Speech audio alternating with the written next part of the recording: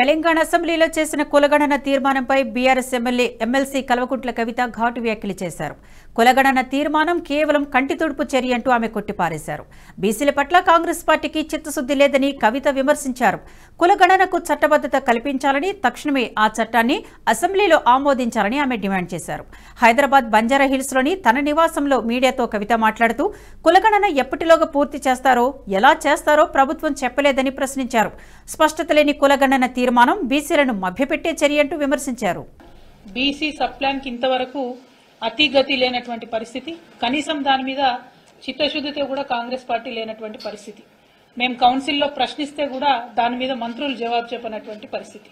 మరి ఇటువంటి పరిస్థితుల్లో నిన్న ఒక తీర్మానం కాంగ్రెస్ పార్టీ ప్రవేశపెట్టింది.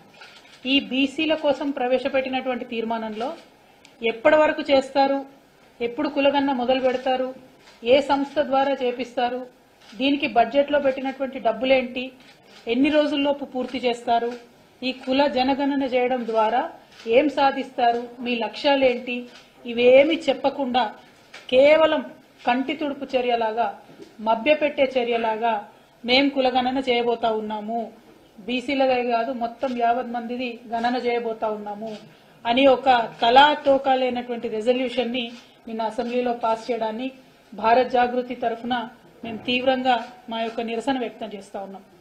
ఎందుకంటే ఒక ముందడుగు పడింది, కనీసం భయపడి అట్లీస్ట్ ఒక రెజల్యూషన్ పాస్ చేసినారు అనుకుంటే, ఈ రెజల్యూషన్ లో టైం అన్నది చెప్పలేదు, సిస్టమ్ అన్నది చెప్పలేదు.